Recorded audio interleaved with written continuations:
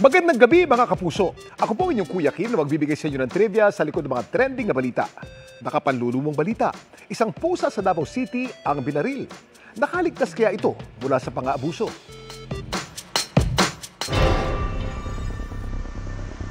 Nangihina at tila namimilipit sa sakit. Ganito ang kalagayan ng pusping si Blue nang isugod kamakailan sa isang veterinary hospital sa Davao City. Ayon sa veterinaryong si Doc Ronald, ang kawawang pusa di umano binaril. There's a 1.3 mm bullet sa hind leg niya. Pumasok dito yung bullet, dumiretso doon.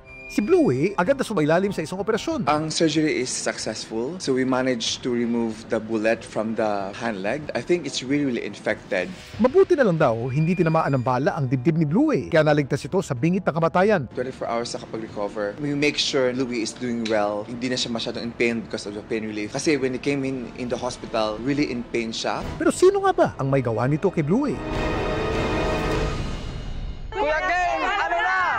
Ang animal cruelty o yung di makatarungang pagtrato at pananakit sa mga hayop ay isang krimen sa ating bansa. Paglabag ito sa Republic Act 8485 o ang Animal Welfare Act of 1998. Ang sino mang mapatunayang lumabag sa batas na ito, maaaring makulong at pagbultahin. Depende po kasi yun sa severity ng case. Most probably, there will be penalty. Yung implementation kasi hindi siya bumababa sa LGU. Proposal po lagi namin is dapat enforce yung barangay. Samantala, ayon kay Doc Ronald, nagpablatter na raw ang foreman o may-ari ni Blue sa Talomo Police Station sa pag-asang mahuli ang bumaril sa kanya. Habang si Blue na-discharge na at nagpapagaling na ngayon sa kanilang tahanan. The cat is really doing well. The owner said kumakain na siya, not painful anymore. We are really happy with the progress sa kanya. Sakali mang may manakit sa iyong alaga o may masaksiyan pang pagmamalupit sa mga hayop, ano ba ang dapat gawin?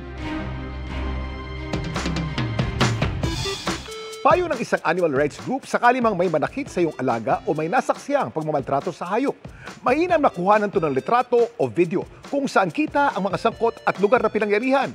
Kung maari, mangalap din ng impormasyon sa iba pang mga nakasaksi. Magagamit kasi ang mga ito sa pagsampa ng criminal complaint.